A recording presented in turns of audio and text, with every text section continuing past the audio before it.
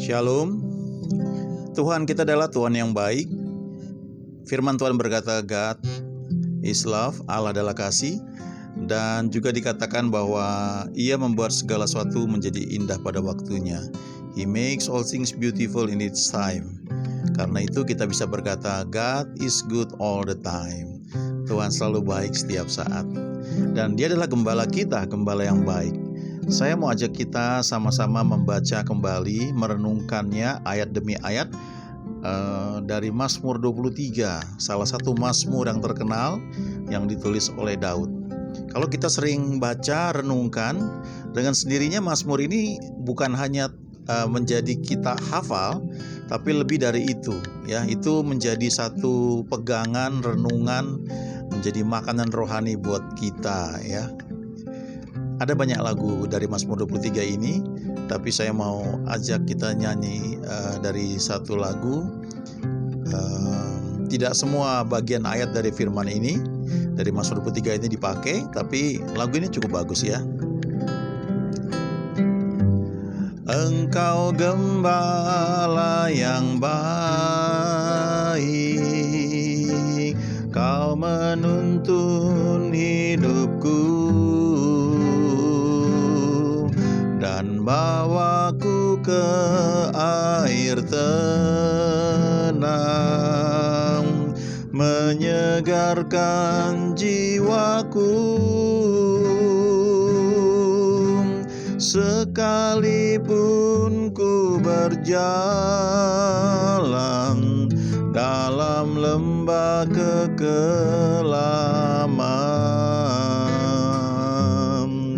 tak akan gentar ku melangkah,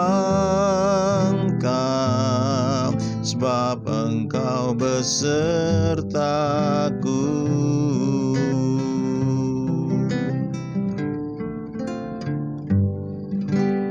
Engkau gembala yang baik,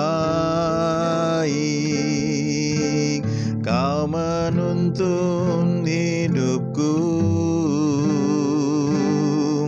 dan bawaku ke air tenang,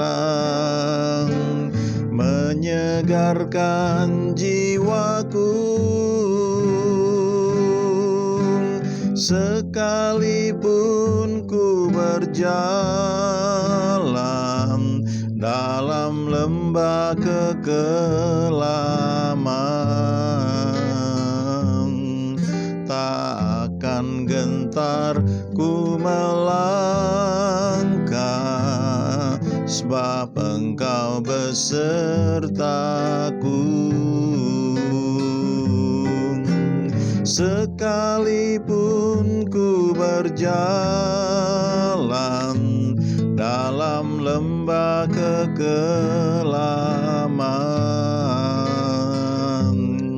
tak akan gentar ku melangkah, sebab Engkau besertaku.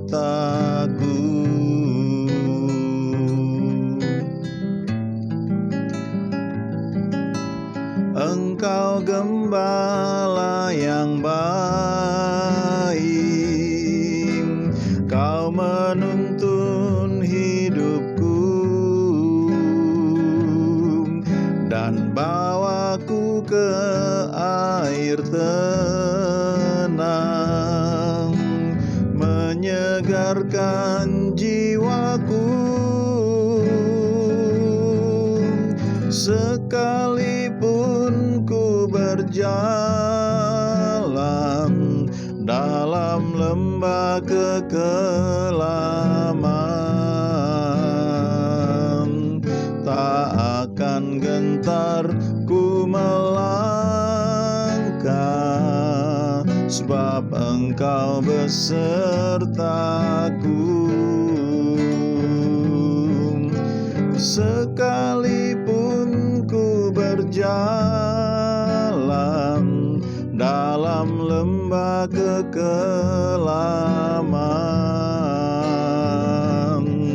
tak akan gentar ku melangkah,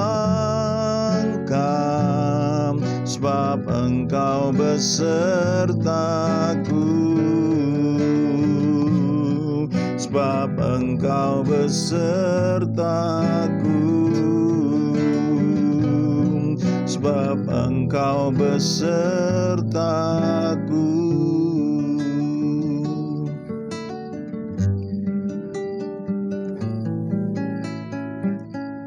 Mazmur 23 dikenal sebagai Mazmur Daud, dan ada dua orang di kitab suci ya yang Tuhan pakai untuk menceritakan Tuhan sebagai gembala. Di Perjanjian Lama adalah Daud, dan di Perjanjian Baru adalah Yohanes. Dan dua orang ini sangat istimewa. Kenapa? Karena kalau Daud dikenal sebagai orang yang berkenan kepada Tuhan walaupun dia nggak sempurna, dan Yohanes dikenal sebagai murid yang dikasihi oleh Yesus walaupun dia juga nggak sempurna. Nah, dua orang ini dipakai untuk menggambarkan Tuhan sebagai gembala. Ya, kita bisa lihat di Yohanes 10 kalau di Perjanjian Baru. Tapi kalau kita lihat di Perjanjian Lama, Mazmur 23 ya. Nah, kita lihat misalnya dari yang pertama itu Mazmur Daud ya, Mazmur Daud, Mazmur 23. Tuhan adalah gembalaku, takkan kekurangan aku. Ini satu pernyataan iman. Dalam bahasa aslinya itu Jehovah Rohi ya, Tuhan adalah gembalaku. Dan kalau kita mengatakan Tuhan adalah gembala kita, maka kita bisa tiru juga apa yang Daud akui, bahwa aku tidak akan kekurangan. Aku tidak akan kekurangan perlindungan, tidak akan kekurangan sukacita, tidak akan kekurangan berkat, gak akan kekurangan uang, gak akan kekurangan hikmat daripada Tuhan, karena Dia adalah gembala kita. Selanjutnya dikatakan ya, kalau kita telusuri, Tuhan adalah gembalaku, takkan kekurangan aku. Ia membaringkan aku di padang yang berumput hijau. Itu bicara tentang makanan secara jasmani ya. Jadi kalau dibilang rumput hijau artinya makanan yang segar, yang menyehatkan. Tuhan membawa kita ke tempat di mana kita tercukupi makanannya, baik secara jasmani maupun rohani. Kalau kita menjadikan Tuhan gembala kita, maka tidak cukup kita hanya makan secara jasmani, tapi kita juga perlu makan secara rohani. Sebab Alkitab berkata di Matius 4 ayat 4, ini Tuhan Yesus yang menjawab pencobaan yang iblis sampaikan kepada dia. Tuhan berkata, manusia hidup bukan dari roti saja, tapi dari setiap firman yang keluar dari mulut Allah. Kata firman di sini dalam bahasa aslinya rema, artinya firman yang berbicara, firman yang saat itu untuk saat itu pada orang tertentu ya. Jadi ini bukan firman kemarin, bukan firman minggu lalu atau bulan lalu atau tahun lalu, tapi ini firman at the moment, pada saat ini ya. Itu artinya firman rema. Nah, kalau kita kembali ke Mazmur 23, ia membaringkan aku di padang yang berumput hijau.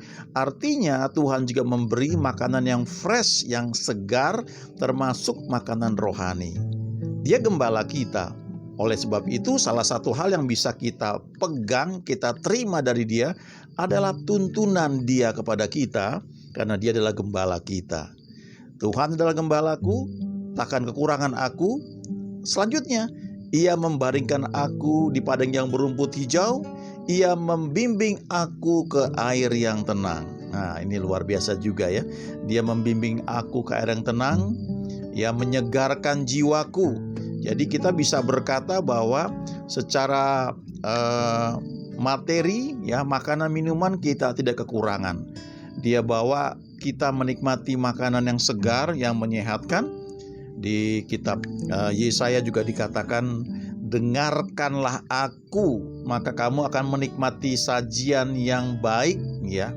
Kamu akan memakan yang baik dan menikmati sajian yang paling lezat. Itu firman Tuhan. Jadi Dia peduli sampai soal makanan kita.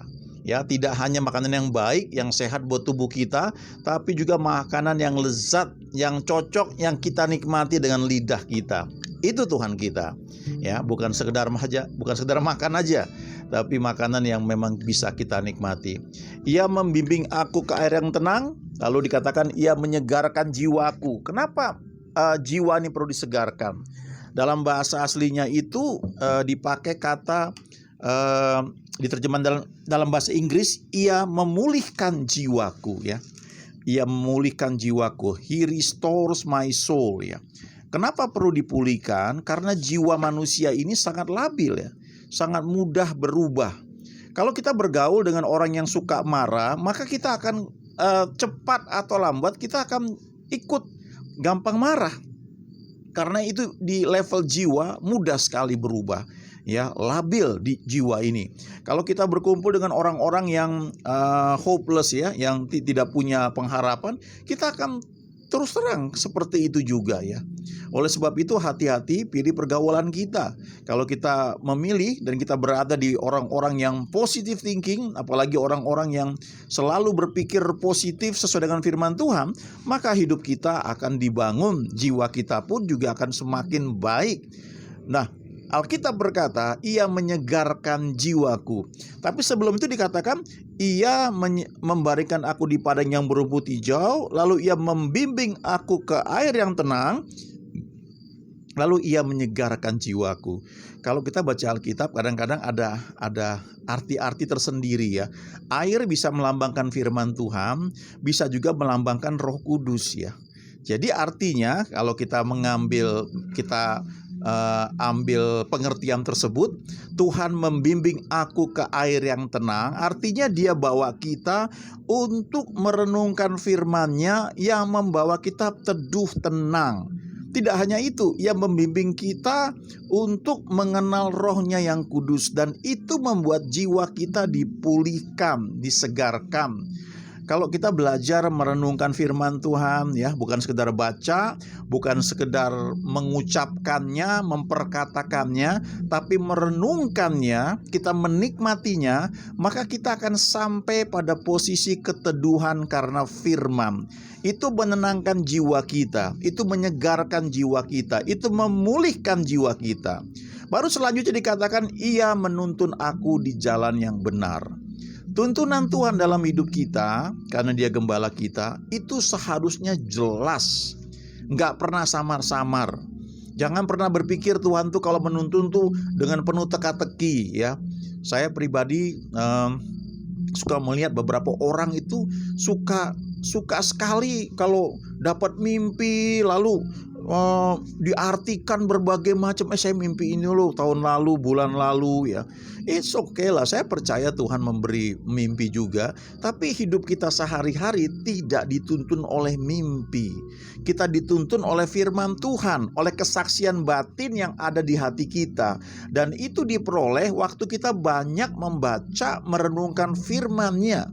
Tuntunan Dia yang paling sering adalah lewat batiniah kita, lewat hati kita, lewat roh kita.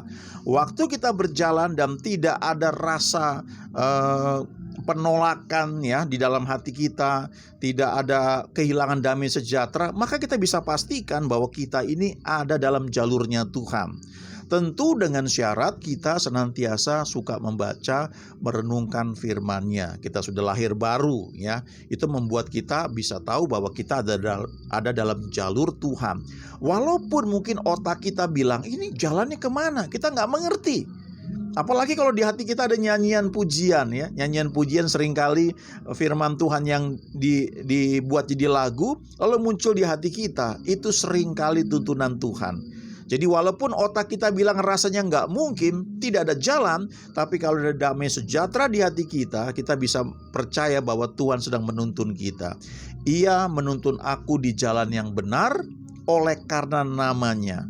Namanya adalah Jehovah Rohi, namanya adalah Tuhan Gembala kita. Dan oleh karena itu, Ia selalu menuntun di jalan yang benar. Dia nggak pernah bawa kita ke jalan yang sesat, tapi jalan yang benar. Lalu pernyataan iman selanjutnya yang Daud katakan, sekalipun aku berjalan lewat lembah kekelaman, aku tidak takut bahaya. Jadi kadang-kadang ada masanya kita lewat lembah kekelaman.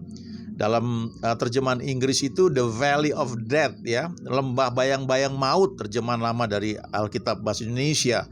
Itu artinya lembah yang mengerikan, ya. Ada yang mengatakan itu satu lembah di Israel yang sering kali katanya terjadi perampokan, pembunuhan. Jadi itu mengerikan sekali. Itu ada satu jalur jalan katanya yang sempit, dan itu seperti tertutupi dengan itu kayak celokan jurang, ya. Ada yang bilang seperti itu, ya, yang menceritakan kayak begitu. Jadi dari tempat seperti itu katanya penyamun tuh bisa dengan gampang menyerang, ya. Itu dikatakan the Valley of Death, ya. Mungkin berbagai tafsiran bisa macam-macam, ya. Tapi apa yang Daud bilang, sekalipun aku lewat lembah kekelaman, aku tidak takut bahaya. Kenapa? Sebab engkau besertaku. Ini perjanjian lama loh, ya. Daud bisa bilang sebab engkau besertaku. Nah, kita di perjanjian baru, kita terima Tuhan Yesus, Roh Kudus masuk di hati kita, dan oleh Roh itu kita bisa berseru ya Aba, ya Bapa. Dia tinggal di dalam kita. Ini bait Roh Kudus. Tubuh kita ini bait Roh Kudus. Kalau di perjanjian lama mereka harus nyanyi dan datang, ku datang ke hadiratmu, ya. Di perjanjian lama, di perjanjian baru, Tuhan tinggal di dalam kita. Dia berjalan bersama kita. Bahkan Galatia 2 ayat 20, ketika Paulus berkata, namun aku hidup, tapi bukan lagi aku sendiri yang hidup, melainkan Kristus yang hidup di dalam aku. Dan hidupku yang kuhidupi sekarang di dalam daging adalah hidup oleh iman dalam Anak Allah yang telah mengasihi aku dan telah menyerahkan dirinya bagiku. Dalam terjemahan bahasa Inggris, ya, hidupku yang kuhidupi sekarang di dalam daging adalah hidup oleh imannya Yesus. Ya, hidupku ini adalah I live by the faith of the Son of God. Jadi yang ada di aku ini dalam imannya Yesus, ya. Wow, luar biasa sekali. Itu perjanjian baru, ya. Jadi ini dahsyat sekali. Nah, Daud zaman dulu udah bisa bilang, karena Tuhan beserta aku nggak perlu takut bahaya, sekalipun lewat lembah kekelaman. Lalu dia bilang, sebab gadamu dan tongkatmu itulah yang menghibur aku. Apa itu gada? Itu lambang the power of God. Itu untuk mengusir musuh-musuh domba. Gembala itu akan pegang itu, ya. Dan dia bisa hantam mungkin binatang buas, serigala dan sebagainya, ya. Dan dia juga Daud berkatakan, gadamu dan tongkatmu itu yang menghibur aku. Ya, seringkali di Alkitab tongkat itu melambangkan otoritas. Ya, otoritas Tuhan berikan kepada kita, tapi juga melambangkan tongkat didikan, ya. Di sisi lain, tongkat seorang gembala itu merupakan buku harian, ya. Jadi perjalanan kita bersama Tuhan, kita semakin kenal dia sebagai gembala, kita bisa menuliskan dalam buku harian kita itu pengalaman-pengalaman bersama Tuhan. Itu memperkaya kehidupan kita, kehidupan rohani maksudnya, ya. Tapi kehidupan rohani itu berdampak kepada kehidupan materi kita, ya, jiwa kita dan juga tubuh kita. Nah, selanjutnya ketika dikatakan engkau menyediakan hidangan bagiku di hadapan para lawanku. Jadi ketika dia bilang, sekalipun aku lewat lembah kekelaman, aku tidak takut bahaya, sebab engkau besertaku, gadamu dan tongkatmu itulah yang menghibur aku. Lalu engkau menyediakan hidangan bagiku di hadapan lawanku, ya. Itu artinya di tengah-tengah masalah, di tengah-tengah situasi yang tidak enak, di tengah musuh, ya, yang sedang menghadapi kita. Musuh itu tentunya maksudnya iblis yang memakai orang-orang, ya, sehingga orang-orang tersebut mungkin bertentangan dengan kita, punya niat jahat dan sebagainya. Ya, mungkin banyak hal, ada hal di luar kendali kita terjadi, ada banyak masalah, tapi Alkitab berkata, Daud menuliskannya, Tuhan menyediakan hidangan bahkan di hadapan masalah, di hadapan para lawan, di hadapan musuh-musuh, di hadapan situasi yang tidak enak. Dia menjamu kita, dia menyediakan hidangan. Saya sering kutip ini, bukan nasi bungkus, ya, bukan nasi kotak aja, ya, tapi ini hidangan. Ada mejanya, ada pelayannya, waiter yang melayani. Jadi Tuhan menjamu kita dengan makanan yang mewah, dan itu saya percaya pasti makanan yang sehat dan lezat. Bayangkan, di hadapan masalah Tuhan menyediakan hidangan bagi kita, di hadapan para lawan kita, ya. Dan itu salah satu janji yang Tuhan berikan. Coba kita ulangi lagi dari awal ya. Tuhan adalah gembalaku, takkan kekurangan aku. Ia membaringkan aku di padang yang berumput hijau. Ia membimbing aku ke air yang tenang. Ia menyegarkan jiwaku. Ia menuntun aku di jalan yang benar oleh karena namanya. Sekalipun aku berjalan dalam lembah kelaman, aku tidak takut bahaya. Sebab Engkau besertaku, gadamu dan tongkatmu, itulah yang menghibur aku. Engkau menyediakan hidangan bagiku di hadapan lawanku, di hadapan para lawanku. Lalu Engkau mengurapi kepalaku dengan minyak. Ada pengurapan yang Tuhan berikan pada waktu kita lewat lembah kekelaman, lewat masalah-masalah. Justru pengurapan itu yang merupakan kekuatan Tuhan mengalir dalam hidup kita. Sebagian orang suka minta didoakan, tolong Pak beri urapan ya.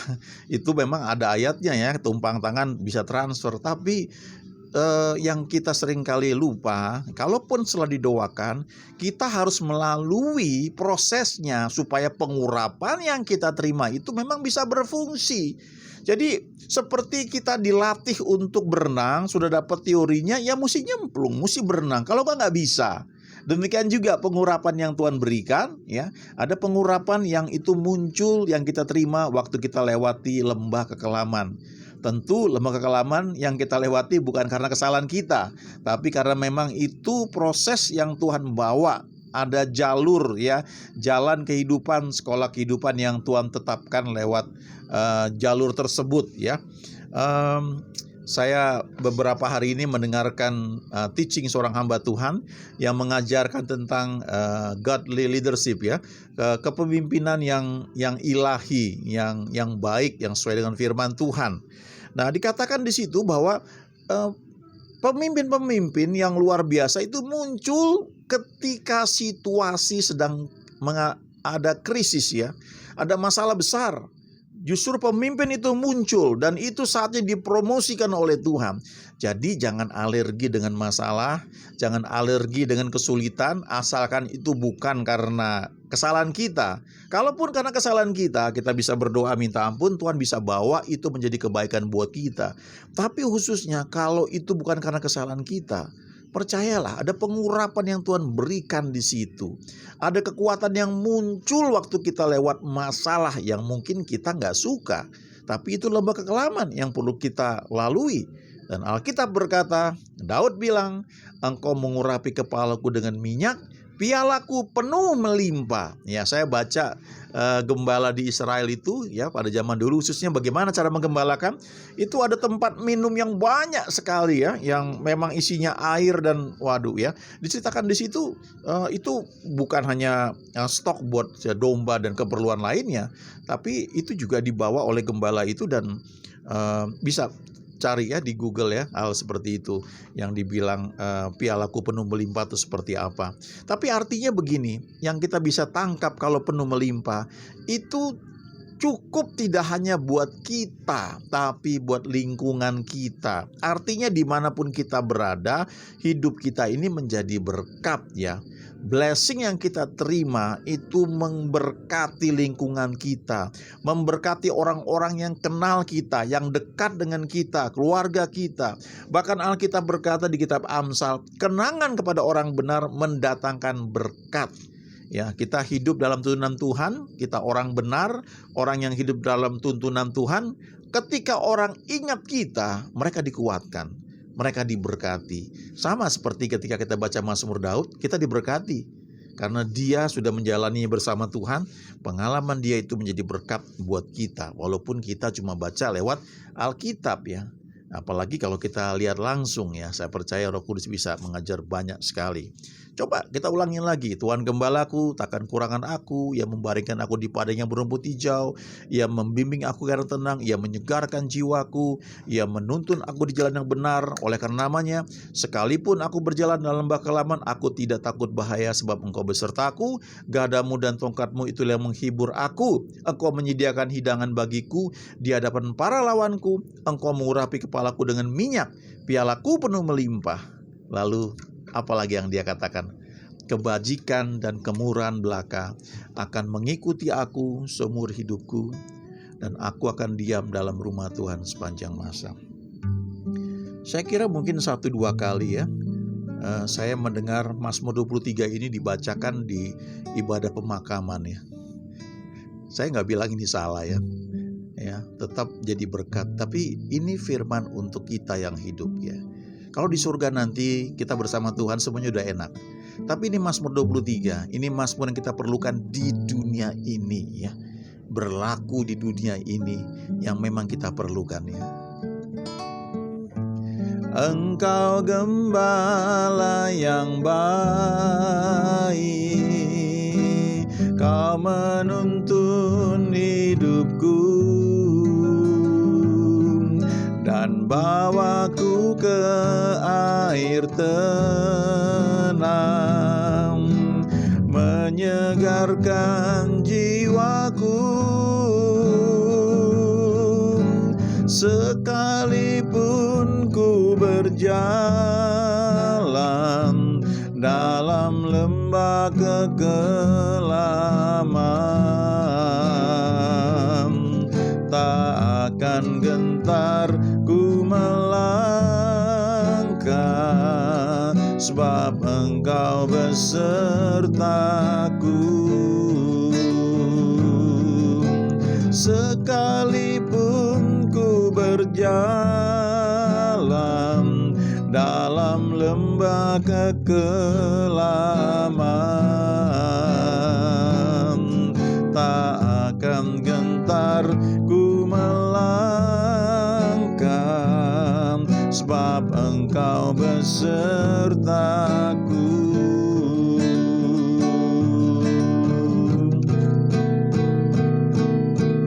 Engkau gembala yang baik, Kau menuntun hidupku